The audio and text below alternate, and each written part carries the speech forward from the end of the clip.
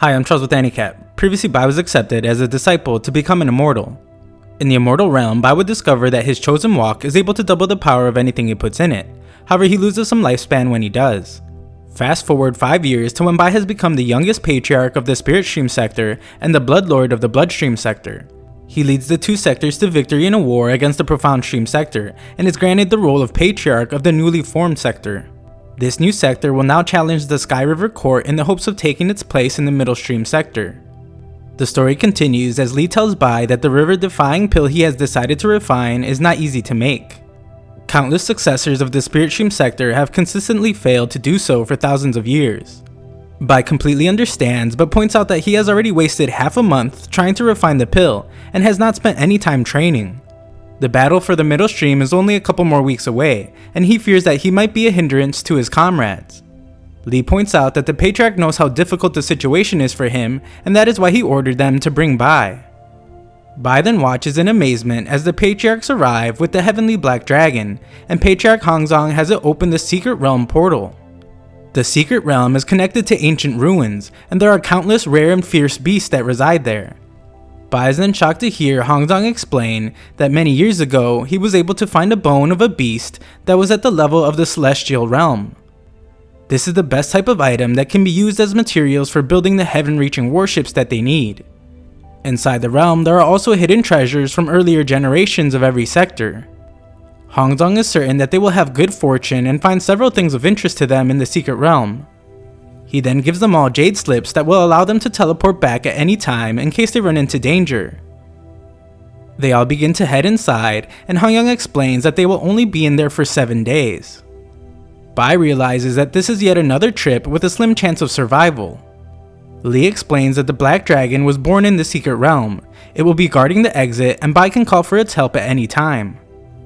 Bai then wonders why Lee is taking a step back, and we see that it's because the dragon exhaled its smelly breath on him. The dragon explains that his breath will help keep Bai safe, and Bai is covered in its dragon scale protection. Bai thanks the dragon, but is still hesitant to risk his life in the Secret Realm. Lee heads inside though, as he states that he doesn't want to be a hindrance during the midstream battle. This is clearly a shot at Bai, so Bai heads in as well.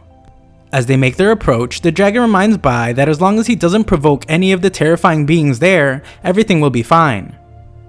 Once they arrive, Bai becomes excited and proclaims that he wants all the treasure in the realm. His excitement is quickly tempered though when he is attacked by a beast he couldn't even sense.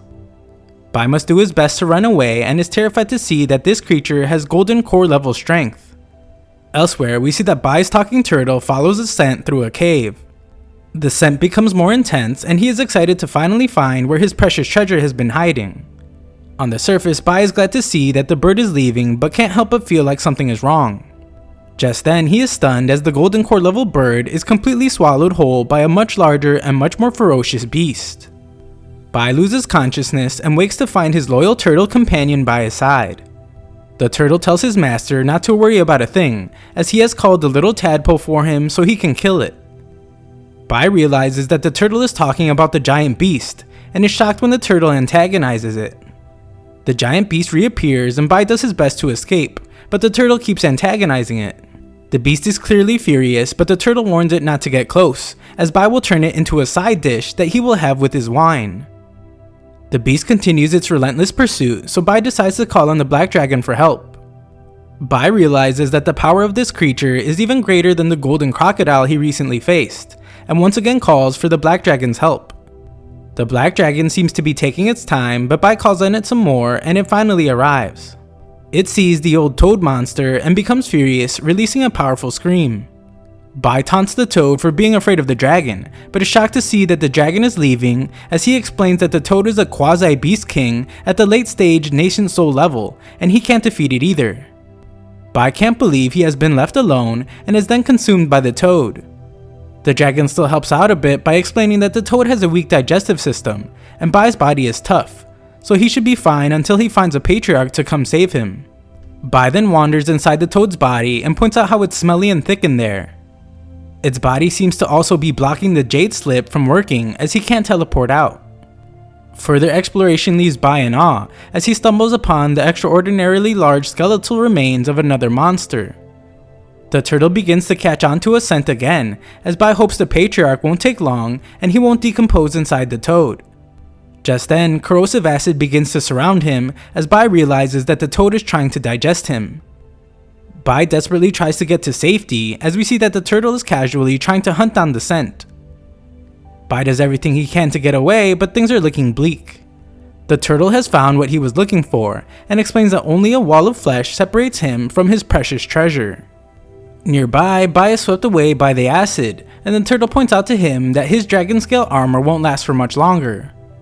Bai can't believe that the little turtle is still using his sarcastic tone in a moment like this, but the turtle pities Bai and decides to help him out. Bai is skeptical, so the turtle tells him to put his doubts aside, but they are both then swept away. Bai emerges from the acid, desperate to hear the way out, so the turtle tells him that it's on the other side of the nearby wall of flesh. The turtle explains that they don't have any more time, so Bai must use his physical strength to break through. Bai heads into the acid to make an attempt at breaking through, but finds that it's more difficult than expected. Things aren't looking so good as his skin begins to corrode and the current begins to push him away. The turtle cheers Bai on, and Bai musters up every bit of power he has left. He prepares a powerful attack and unleashes it on the wall. It doesn't work at first, but he perseveres and finally manages to break through. It seems like they're in just another chamber now, but the turtle's elated to see the place. He explains that the quasi-beast king toad had a seal put on it and was turned into a mobile abode with an altar inside.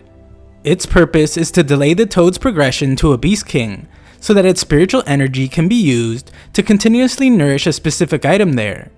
Bai is confused by it all, so the turtle tells him to pour some of his spiritual energy into it. He does, and they're surprised to see a spiritual being appear. It explains that if they have chosen to fight, then it will offer its aid. The treasure he is forging is incomplete, but once it is complete, then it will be a heavenly grade spiritual weapon. Its name is Eternal Night. The person fated to use his weapon will be able to directly extract the vitality of the toad beast and raise their own power level drastically. Bai reaches for it, but the turtle stops him to explain that artifacts of this level are not that simple, and there must be other restrictions. The turtle offers his assistance to get to the bottom of this dangerous mystery, but then just begins to sniff it. His examination ends with a little taste of the weapon, and he explains that everything about it is perfect. Bai is a bit weirded out, and the turtle explains that boredom wasn't the only reason he woke the toad up.